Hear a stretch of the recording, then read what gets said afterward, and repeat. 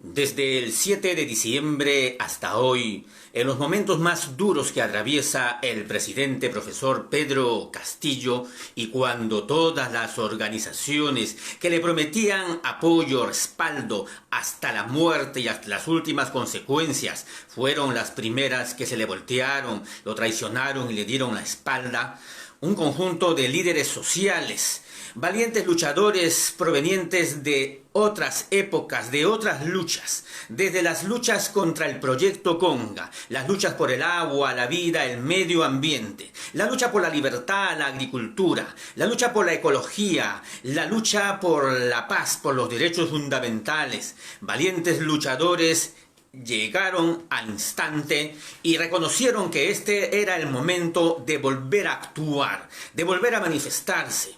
Se presentaron desde el día 7 y 8 de diciembre para activar la resistencia a nivel nacional. Y estos luchadores, con el correr de los días, llegaron a fundar el Consejo Plurinacional del Tahuantinsuyo, al cual pertenece ahora el Ágora Popular de la Plaza San Martín, como un frente de batalla, como un frente de lucha, pero que cada día se perfila más como una organización política que asumirá las riendas del desafío de llevar adelante al Perú hacia su asamblea constituyente. Entendiendo, por cierto, que el mecanismo, la forma, la estrategia y la táctica para lograrlo es volver a reponer en su cargo al presidente, al legítimo presidente del Perú, Pedro Castillo Terrones, lo cual no solamente es una cuestión de fanatismo, como algunos pretenderían hacernos ver o presentarnos a aquellos que proclamamos el retorno del Tahuantinsuyo, puesto que los que dicen de nosotros que somos fanáticos no saben o desconocen la realidad. Hermanos dialécticos, hermanos luchadores sociales, hermanos buscadores de la verdad, hacemos un llamado a entender la situación actual, el devenir de los acontecimientos de esta nuestra patria peruana, el desarrollo de las sociedades. La evolución de los pueblos no es lineal. El desarrollo de la civilización no es una cuestión meramente lineal. El desarrollo humano es un desarrollo en forma de espiral. ¿Y esto qué significa? Que como menciona el libro del Antiguo Testamento, Eclesiastés, aquello que fue volverá a ser.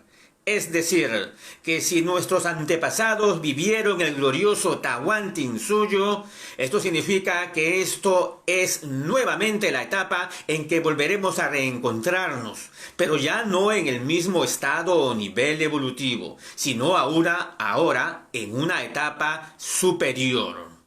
Proclamar la refundación del Tahuantinsuyo no es una cuestión de locura, es una cuestión de entender que la única salida real para la actual situación económica, política, social, que vive no solamente el Perú, sino que el mundo bajo el capitalismo, es volver a encontrar nuestras raíces.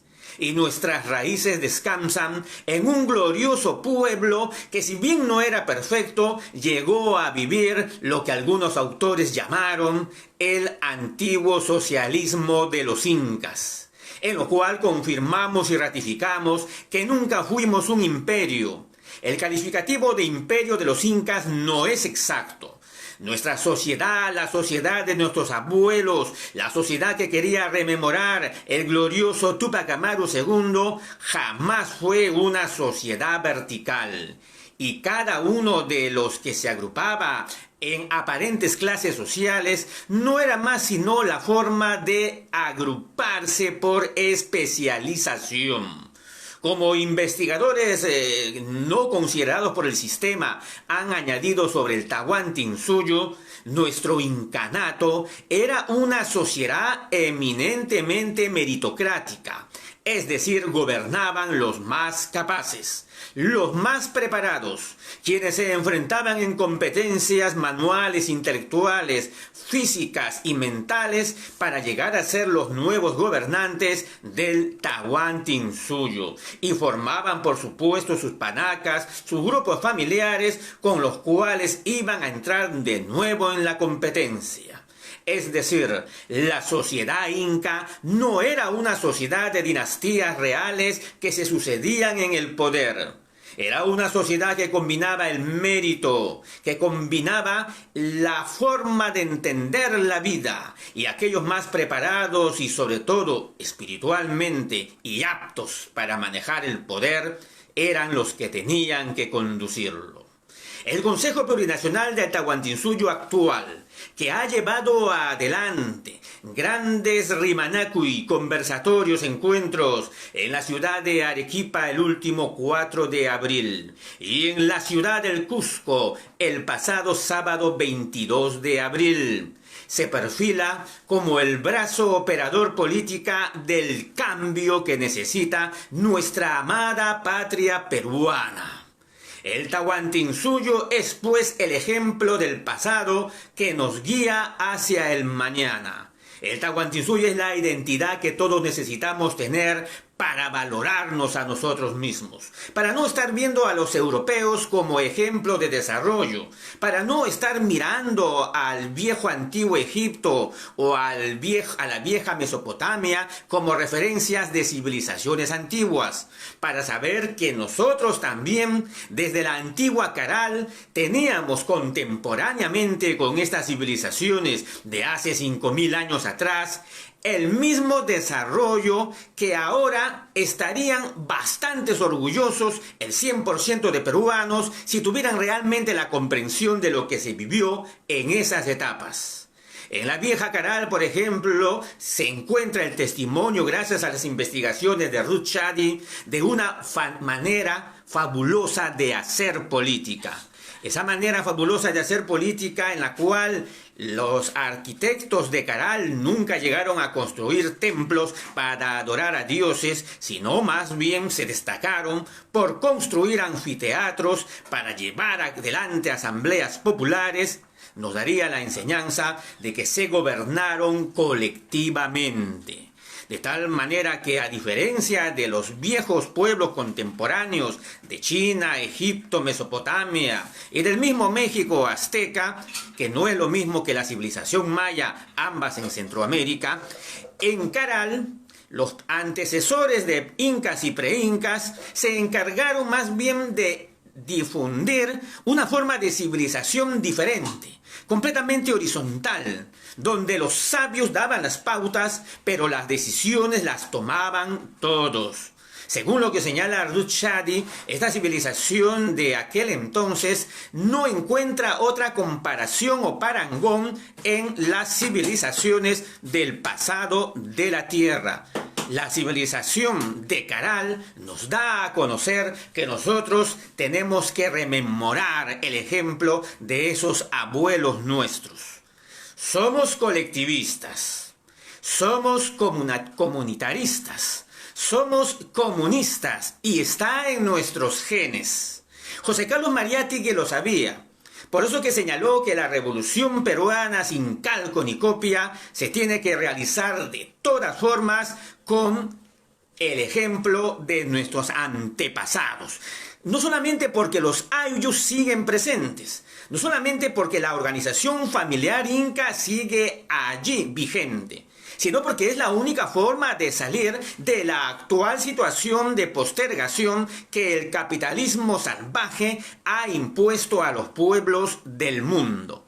Y porque tenemos que tomar lo mejor de nosotros y tomar lo mejor también de otras civilizaciones, pero no podemos nosotros desconocer aquello que hemos vivido en nuestro legado milenario. El desconocerlo, el negarlo, sería suicidarnos prácticamente.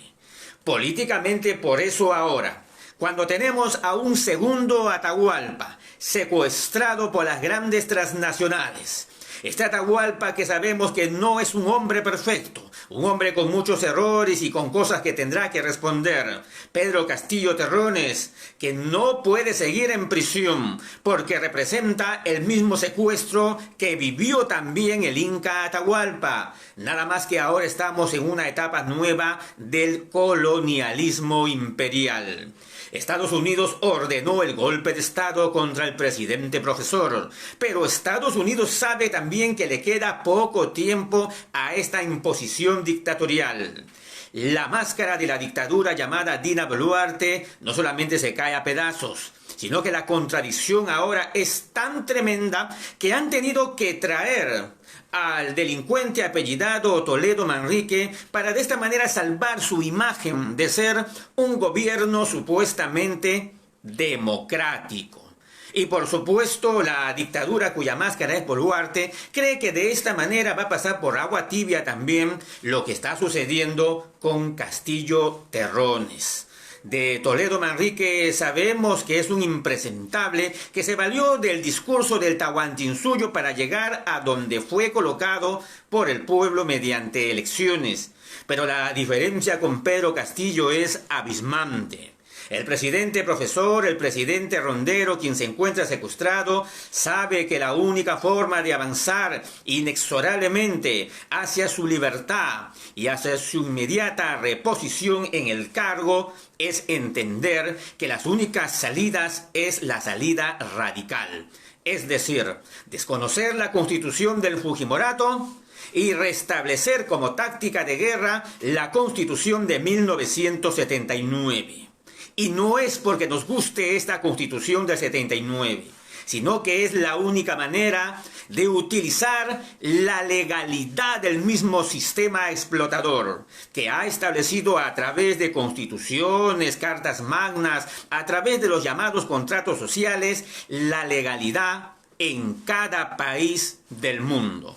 Pues bien, en nuestro país, la dictadura de Alberto Fujimori en el 92 aplastó dicha constitución. No le importó que esta constitución fuera salida de un debate entre los mismos partidos políticos, incluidos el APRA, PPC y las izquierdas. No le importó eso y eliminó dicha constitución. Aplastaron su propia legalidad. Los mismos pepecistas, izquierdistas y apristas del año 92 se conformaron, aceptaron, estuvieron de acuerdo con el criminal Fujimori en dicha violación de dicha constitución política. Por eso se convierten en cómplices y en también delincuentes.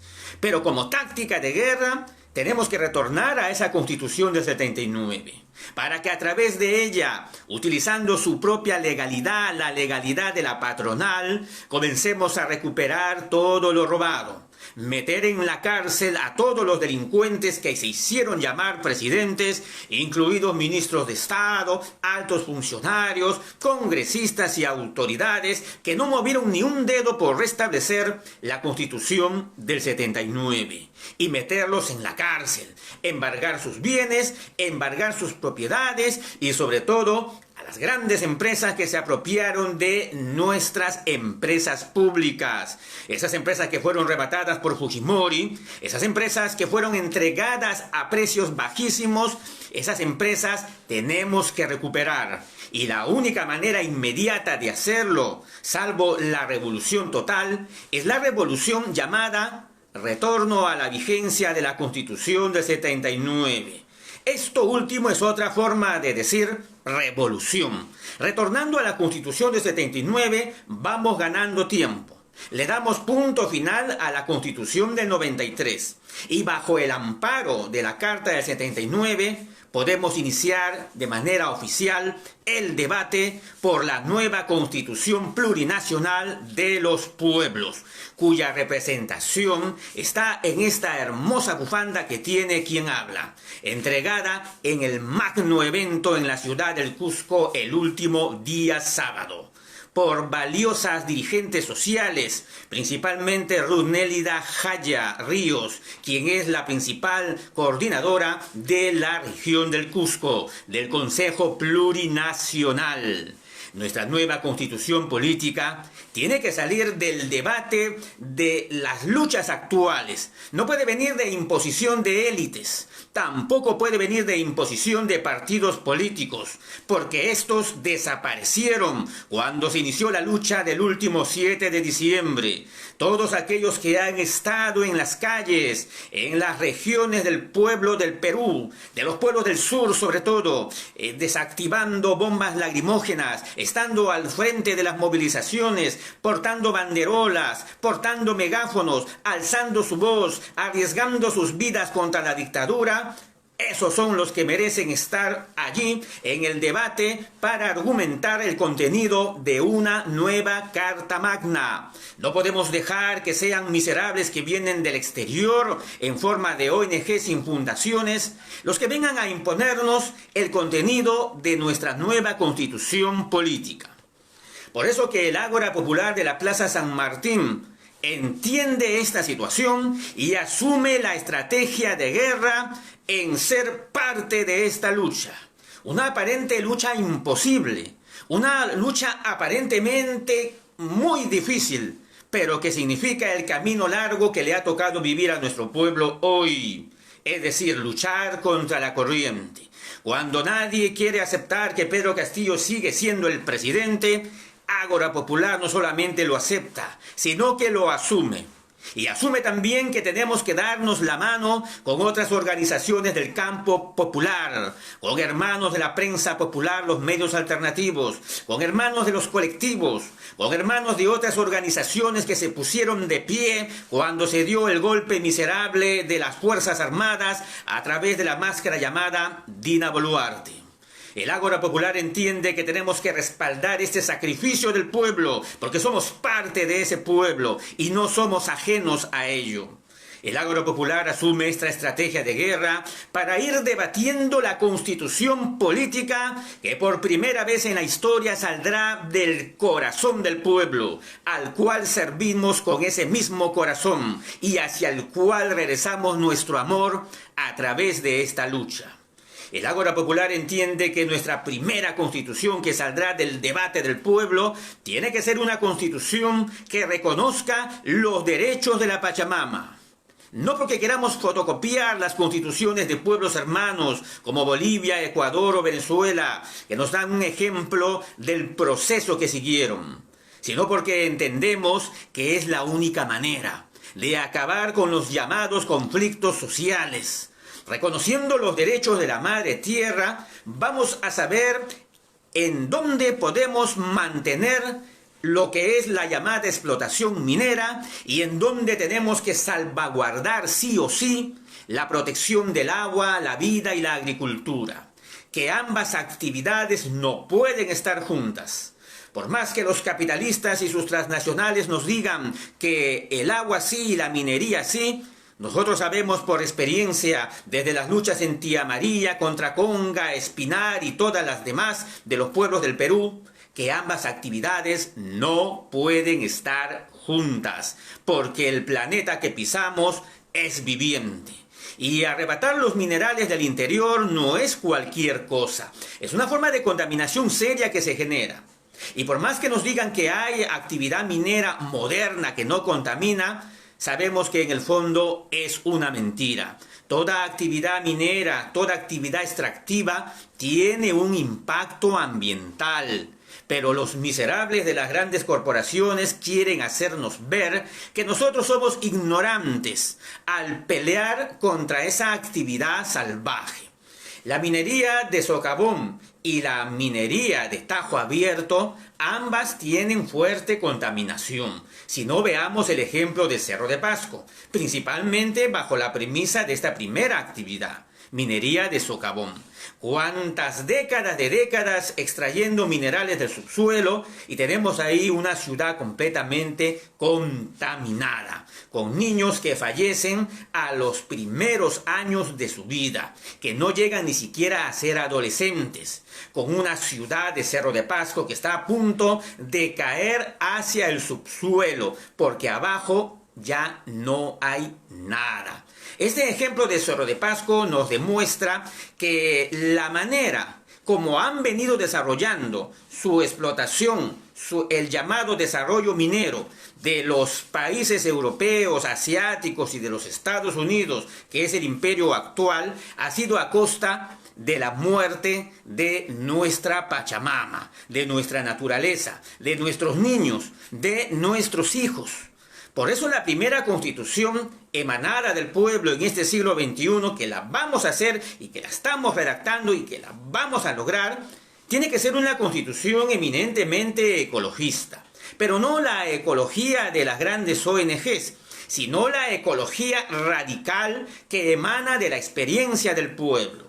Tenemos que respetar por ley las cuencas hidrográficas, los alrededores de donde nacen los ríos, las cabeceras de cuenca, varios kilómetros alrededor de los valles, varios kilómetros alrededor de los ríos. Todo eso tiene que estar protegido. Si no está protegido, nosotros mismos nos estamos poniendo la pistola en la sien, nos estamos suicidando, porque toda la contaminación del devenir de los años nos va a pasar factura, va a cortar nuestras vidas, va a contaminar nuestros pueblos, y nosotros ni nadie quiere la muerte. Por eso el Ágora Popular asume que la defensa de la vida y el principal derecho fundamental establecido en la nueva Carta Magna es lo que estamos relacionando. El derecho a vivir, los derechos de la Pachamama, los derechos de la Madre Tierra o como queramos llamarla. Pero nuestro pasado milenario nos enseña mucho más. Hoy el Consejo Plurinacional del Tahuantinsuyo tiene ese desafío. Este desafío de entendernos a nosotros mismos, de entender nuestros genes, de entender por qué hemos venido aquí, de entender que tenemos que despertar del sueño, de entender que somos los descendientes de Túpac Amaru y Túpac Katari. Hemos vuelto. Somos semillas estelares y ahora estamos germinando y floreciendo. Hemos vuelto y ahora somos millones. Nada nos detendrá. Nadie podrá detenernos. Los sueños de nuestros abuelos Túpac Amaru y Túpac Katari, Micaela Bastidas, Bartolina Sisa y todos los que ofrendaron sus vidas en aquellos años, esos sueños se van a hacer realidad. El Tahuantinsuyo es la confluencia también de todas las sangres. Los pueblos que añoran su libertad, que fueron agrupados por Túpac Amaru, José Gabriel Condorcanqui. Negros, mestizos, criollos, libertos, españoles que eran esclavizados, asiáticos que habían venido como esclavos, que se agruparon al ejército de Túpac Amaru, ahora representados en los 7 colores del arco iris. Todos ellos representan la unidad de hoy, la unidad de los pueblos del Perú. Estamos llamados a hacer realidad nuevamente al Tahuantinsuyo, pero no regresando al pasado, sino tomando lo mejor de él para pasar en forma de espiral a un estado evolutivo superior. Eso es lo que tenemos que entender. El futuro siempre tiene algo del pasado, de lo mejor aprendido del mismo, para lograr que el mañana sea lo más próspero. En triunfo, en victoria, en realidad. Esa realidad es que estamos condenados a ser felices, porque indudablemente viviremos y venceremos. Buenas tardes. Gracias. Comparta esta señal.